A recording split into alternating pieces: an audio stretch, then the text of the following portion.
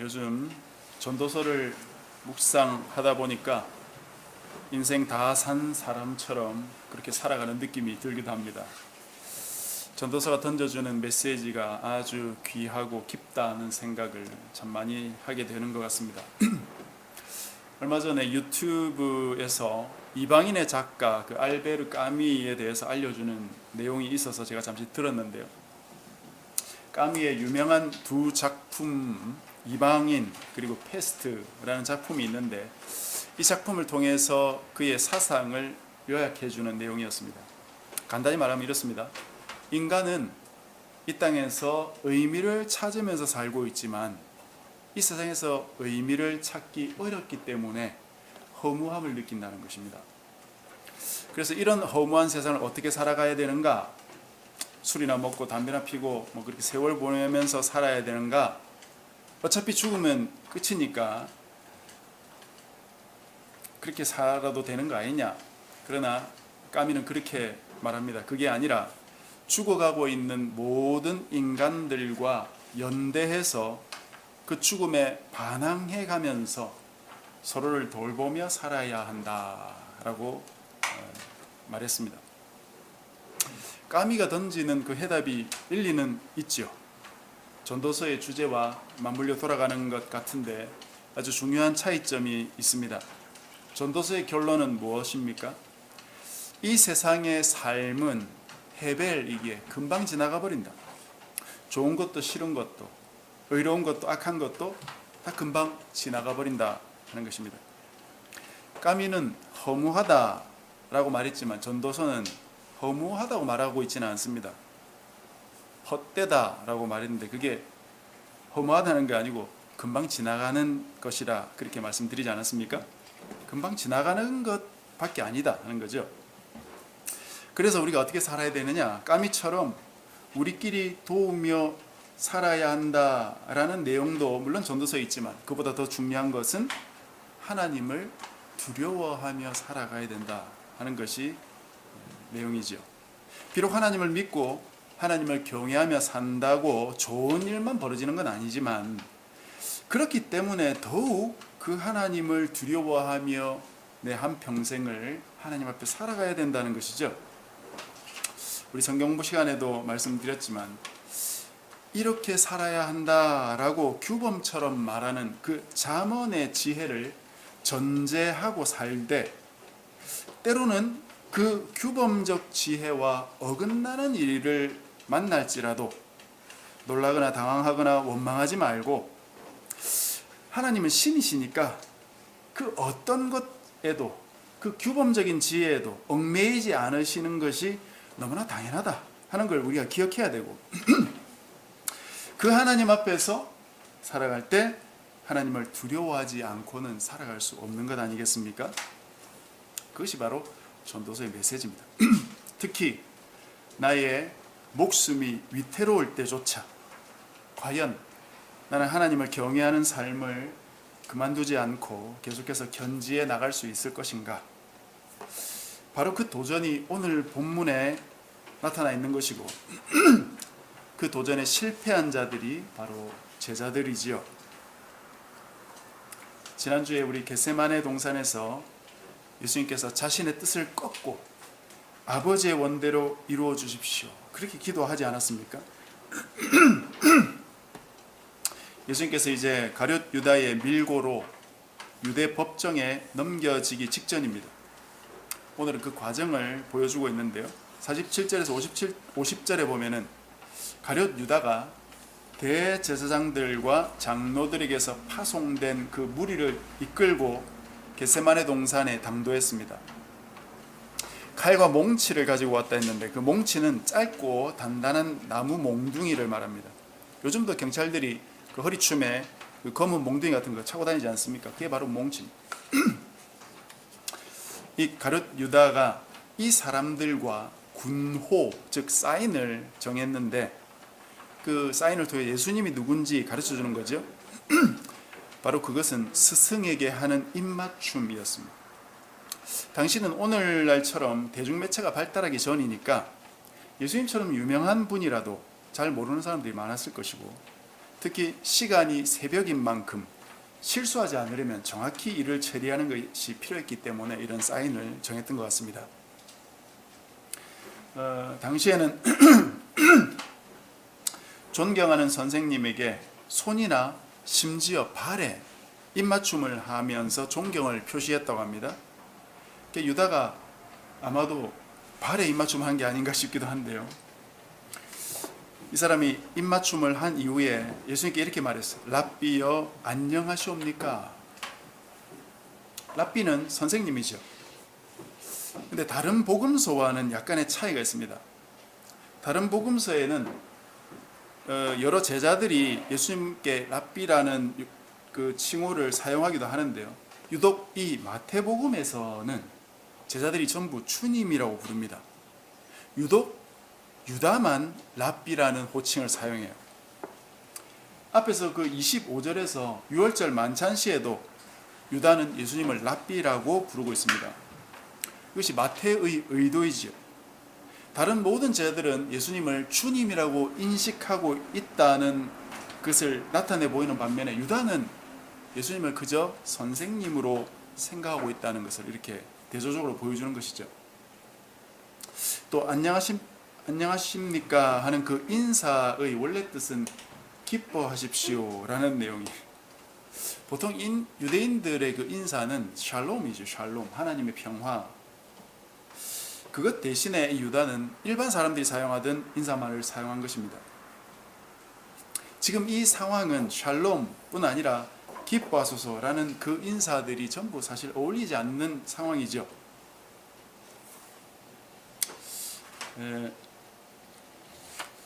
지금 유다는 평화 그리고 기쁨의 인사를 입으로는 하고 또 스승에게 드리는 존경의 표시를 입맞춤으로 보이면서 자기 선생님을 팔아넘기고 있습니다. 이 행위가 얼마나 비열한 행동인지 이전에 한번 말씀드린 적이 있는데요. 존경하는 그 선생님에게 하는 행동을 그 선생님을 팔아넘기는 데 사용한 것입니다. 그렇다고 해서 예수님이 모르실 리 없었는데 유다는 이 비열한 방법을 선택했습니다. 이런 유다에게 주님은 친구여 라고 부르시면서 네가 무엇을 하려고 왔는지 빨리 해라 그렇게 말씀하시고는 그들에게 잡히셨습니다. 여기서 이 친구라는 호칭은 좋은 의미가 아니고 신앙과 윤리에 있어서 문제가 있는 사람을 부를 때마다 마태가 이 용어를 사용합니다. 주님은 유다에게 마지막으로 다시 한번 너의 행동을 돌아보라는 그런 기회를 주고 계신 것입니다. 여기서 우리가 생각해 볼 것은 과연 나는 하나님을 위해 일하는 척 하면서 사실은 내 이익을 위해서 살아가고 있지 않은가 하는 점이죠. 겉모습과 태도 그리고 행동 그리고 말은 하나님의 영광을 위해서 하겠다 하면서 실제로는 나의 이익을 추구하고 있지 않느냐 하는 거죠. 요즘 교회들을 보면 참 그런 생각을 떨칠 수가 없는데요. 얼마 전에 기독교 인터넷 언론 한 곳의 기사를 제가 읽어 본 적이 있는데 그 기사 내용이 코로나 시대에 성장한 교회들의 비결을 파헤치는 내용이었어요. 그런 글이 메인에 뜬다는 것 자체가 많은 사람들이 읽었다는 거죠. 코로나 시대에 모이기를 힘쓸 수 없는 상황에서도 성도들 숫자가 늘어났다고 하니까 이 수많은 목사들이 아마 클릭을 했을 겁니다. 저는 이런 글을 보면서 안타깝다 하는 생각이 참 먼저 들었습니다. 코로나 시대에도 목사들의 생각은 성장에 맞춰져 있는 거예요. 한 성도라도 더 자기 교회에 오게 만들 방법을 찾고 있다 이겁니다. 하나님께서 이미 보내주신 성도도 차고 넘치는데 그들을 하나님 백성으로 거룩하게 무장시키는 것도 참 어려운 일 아닙니까?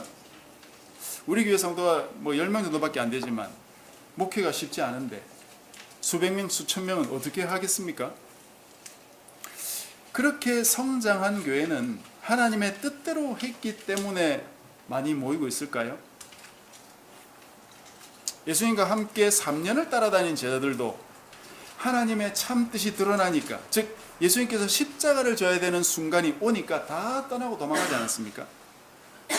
과연 대부분의 교회들이 자기 부정과 가난과 포기와 희생과 양보를 가르친다면 그토록 많은 사람들이 교회에 몰려올까요? 예수님을 믿으면 세상에 대한 자기 욕망을 포기해야 된다고 가르친다면 사람들이 교회를 오겠느냐 이 말입니다. 예수님 믿고 성공하고 잘 된다는 소리만 들으니까 교회 오는 거 아닙니까? 그런데 그런 사람들이 교회 와가지고는 문제는 교회 와봐도 별 뾰족한 수가 없거든요. 그러니까 그런 걸 못 찾으니까 그걸 깨닫게 된 사람들이 이 교회가 아닌가? 이 교회를 떠나야 되나? 교회를 옮겨야 되나? 그런 고민을 하는 거죠. 그러면 목사들은 어떤 생각할까요? 이런 성도를 한 명이라도 붙잡아 둬야 되니까 이런 어떤 그 메시지대로 성공한 사람 몇 명 초대해 와가지고 간증시키고 그러는 겁니다. 그러니까 그런 사람들의 간증을 들으면 아이고 내가 저렇게 해야 되는데 저게 내게 부족했구나, 그런 걸 깨달은 거죠, 사람들이. 우리가 오늘까지 묵상한 그 전도서에서 여러분 이런 부분을 참 명확하게 잘 보여주고 있는데, 하나님 믿는다고 잘 되는 거 아니다. 그게 전도서 메시지예요. 예수님 믿어도 욥처럼 고난당할 수 있다. 예수님 믿어도 자동차 사고 날 수 있고 암에 걸릴 수도 있다는 것이 전도서의 주장이에요. 많은 교회는 이와 반대로 말하고 있습니다. 예수님 믿으면 사고도 잘 안 나고, 사고 난다고 해도 잘 해결될 것이고 합의도 잘 될 것이고, 암 걸려도 기도하면 암이 떨어지고 염려와 걱정거리가 없어진다고 말하지 않습니까? 여러분 어떤 게 진짜예요? 어떤 게 성경이 말하는 바입니까? 전도서가 성경입니까? 아니면 목사들의 설교가 성경입니까? 나 자신을 위해 하나님을 이용하려는 생각을 하루빨리 버려야 됩니다. 그 실상과 다르기 때문이에요. 전혀 그렇지 않습니다. 이 생각을 버리지 못하고 자꾸 예수님 믿으면 잘 된다는 생각에만 사무친 사람들은 이런 생각을 자꾸 하니까 그게 실상과는 다르니까 허무해지는 것입니다. 하나님은 우리 같은 인간에게 속으시는 분이 아니고, 내가 아무리 잔머리 굴려도 하나님을 내 마음대로 움직일 수 없으니까 그런 부분을 포기하고 하나님을 두려워하며 살아야 된다는 것이 전도서의 결론이에요. 결론. 하나님을 이용하려는 생각을 버리고 하나님을 두려워하면서 사십시오. 하나님을 두려워하면서 그분 앞에서 경건하게 살기 위해서 애써야 됩니다. 그럴 때 참으로 두려움과 허물을 극복하며 살아갈 수가 있는 것입니다. 51절부터 54절에 보면은 예수님을 잡으려는 자들에 맞서서 칼을 뽑아가지고 대제사장의 종의 귀를 잘라버린 이야기가 나옵니다. 요한복음 18장에 의하면 이 칼잡이가 베드로고 오른쪽 귀가 잘린 사람의 이름이 말고라고 나옵니다. 아마도 베드로는 언제부턴가 이 분위기가 심상치 않다 생각하면서 비상용 칼을 가지고 다녔을 겁니다. 아마 베드로뿐만 아니라 다른 제자들도 가지고 있었을 거예요. 그런데 역시 베드로가 앞서서 모든 일을 해버리죠. 다혈질적인 면도 있지만 칼과 몽치를 가지고 온 무리들에 맞서서 혼자서 칼을 휘두르는 그런 무모함을 발휘할 수 있었던 것은 지난주에도 말씀드렸지만, 만약 자신이 이렇게 하면은 다른 제자들 그리고 예수님도 거기에 뭔가 반응해 주실 거라는 생각이 있었던 거죠.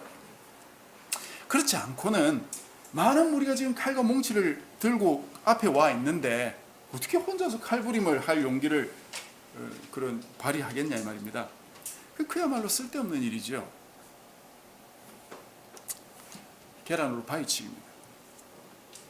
그런데 예수님께서는 이 베드로의 행동에 찬동을 하시기는커녕 네 칼을 도로 칼집에 꽂아라. 칼을 가지는 자 다 칼로 망한다. 그렇게 말씀하셨어요. 그리고는 이어서 베드로가 잘라버린 그 말고의 귀를 만져서 낫게 해주셨다고 누가복음 22장에 나옵니다. 참 이해하기 어려운 일이죠.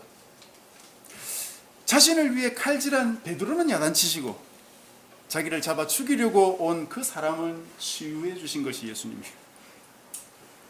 예수님께서 도대체 왜 이렇게 하셨는지 예수님의 말씀을 우리가 좀 더 들어보아야 됩니다. 53, 4절을 한번 보십시오. 53, 4절 여러분 이 53사절 같이 한번 읽겠습니다. 시작. 너는 내가 내 아버지께 구하여 지금 12군단 더 되는 천사를 보내시게 할 수 없는 줄로 아느냐? 내가 만일 그렇게 하면 이런 일이 있으리라 한 성경이 어떻게 이루어지겠느냐? 예수님의 이 말씀을 여러분 허투루 읽으면 안 됩니다. 예수님 필요 없는 말을 하시는 분이 아니지요. 예수님께서 이때라도 하나님께 기도해서 하나님 구원해 주십시오 라고 기도한다면 하나님께서 얼마든지 12군단, 여러분 군단은 이 당시에 6,000명 되는 그 군사 정도 되는데 우리로 할 것 같으면 사단병력이거든요. 그 군단도 12군단, 그러니까 한 7만 명 정도 됩니다. 그러니까 이건 완전수예요, 완전수. 하나님이 모든 천사를 다 보내가지고라도 자기 아들을 구원할 수 있다는 것입니다.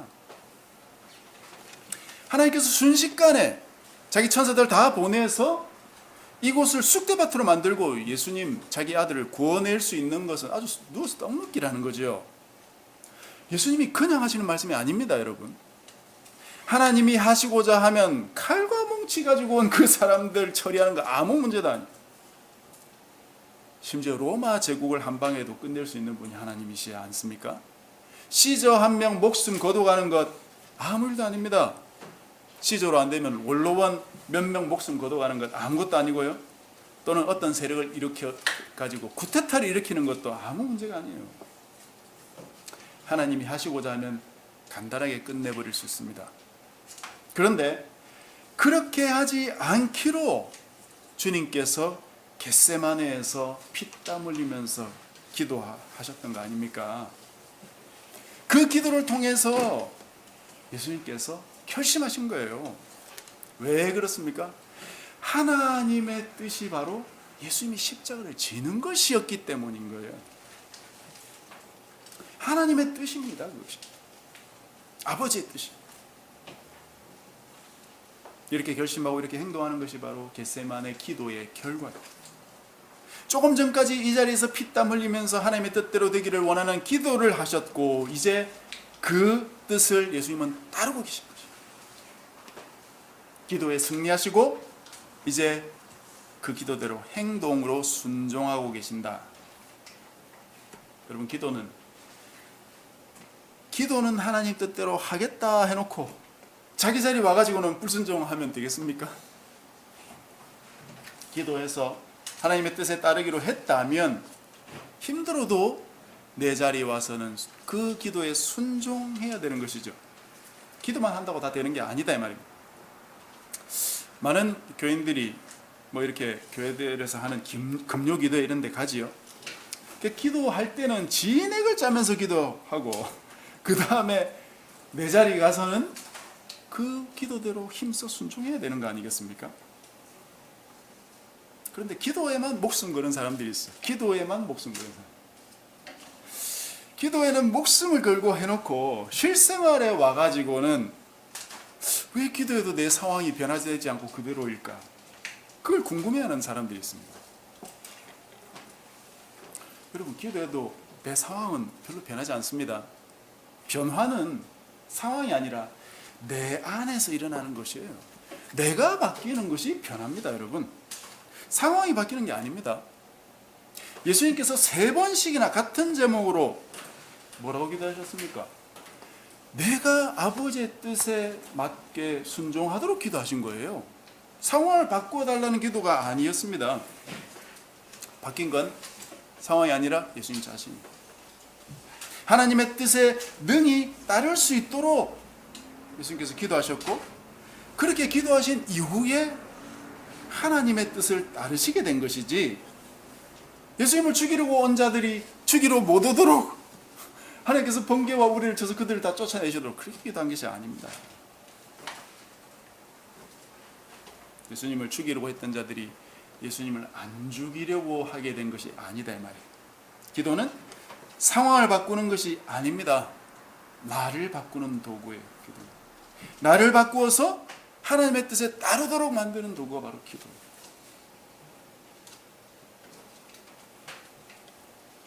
그렇게 기도하고 내 삶의 자리에 와서 하나님께 순종하는 그런 애를 써야 되는 것이죠. 기도해서 순종하는 게 조금 수월해질 수 있지만 삶의 자리에 오면서는 또 흔들리기 때문에 주님처럼 또 기도하고 기도하면서 나를 바꾸어 가야 되는 것입니다.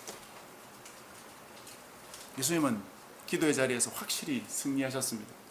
그러니 지금 자신을 잡으러 온 그들까지도 치유해 주실 수 있었던 것입니다. 그런 후에 예수님은 55, 56절에 보면은 모든 일이 하나님의 뜻 안에 있음을 확실하게 고백하셨습니다. 예수님 매일같이 성전에서 가르치실 때도 이들이 예수님을 잡지 않았지만 지금 이 새벽에 비록 그것이 예수님을 잡아가는 일일지라도 선지자의 글에 기록되었기 때문에, 즉 하나님의 뜻이기 때문에 그 일이 이루어지고 있는 것이다 라고 예수님이 담담하게 선언하고 계십니다. 여러분, 악한 일도 사람들이 꾸민다고만 되는 것이 아닙니다. 하나님께서 그걸 허락하지 않으면 그 악한 일도 시행이 안 돼요. 철저히 하나님의 주권 아래 이 땅은 움직이고 있어요. 역시 이것도 전도서의 주제지요. 하나님의 절대 주권이 전도서의 주제 중에 하나입니다. 악한 일조차도 하나님의 다스림 안에 있기 때문에 우리는 하나님만 두려워하면 되는 것이지 사람이나 사고나 악한 일을 두려워할 필요가 없다 이 말입니다. 하나님을 두려워하지 않으니까 그런 사고가 내게 임할까, 그런 악한 일이 내게 임할까 두려워하는 것입니다. 하나님을 두려워하면 이 모든 일들을 두려워하지 않을 수 있다. 그러니 코로나 같은 좋지 않은 일까지도 하나님의 섭리 안에 있다고 당연히 보아야 됩니다. 코로나는 선한 사람도 죽이고 악한 사람도 죽이지만 그건 하나님이 하시는 일이지 사탄이 하나님을 떠나서 별도로 악한 일을 꾸미고 혼자 하는 게 아니다 이 말이에요. 코로나로 건전한 교회의 성도도 줄어들고 부패한 교회의 성도도 줄어들었겠죠. 늘어나는 것도 마찬가지입니다. 숫자가 늘어난 교회 중에 좋은 교회도 있지만 나쁜 교회도 있을 거예요. 그러니 꼭 성장하고 성도가 늘어났다고 하나님의 뜻이라고 보면 안 되겠죠.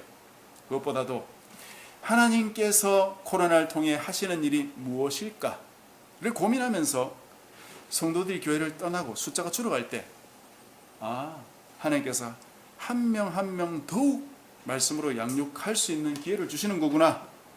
이들의 말씀으로 성숙시켜야 되겠구나. 그렇게 깨닫고 그렇게 순종하는 그것이 바로 하나님의 뜻이 아니겠습니까? 우리 교회는 사실 주일 예배 한 번 그리고 성경 공부 한 번이 다이고 성경 공부도 이런저런 일로 많이 빠지지만 그래도 함께 하나님 말씀을 통해서 내 삶을 돌아보고 순종하려고 애쓰는 그런 자세는 잘 갖춰갔으면 좋겠습니다. 묵상 나눔하는 게 좀 잘 안 돼서 좀 아쉽지만 내년부터 우리가 다시 한번 그 점심 식사 후에 또 묵상 나눔을 그렇게 했으면 좋겠습니다. 그래서 서로의 삶도 나누고 말씀 적용하는 훈련도 잘 받아서 하나님 말씀 중심의 교회가 되도록 우리가 애를 쓰면 좋겠습니다. 말씀을 맺겠습니다. 예수님은 하나님의 뜻에 따르기를 결단하신 후에 위태로운 순간 하나님의 구원을 기도하지 않았습니다. 자신의 십자가의 길을 묵묵히 받아들이고 그 길을 걸으셨어요. 우리도 기도하고 변화되어서 하나님의 뜻을 따라 살기를 원합니다. 십자가의 길을 따르기 원합니다. 그래서 주님과 함께 죽고 부활하는 우리 모두가 되시길 주님의 이름으로 간절히 축복합니다.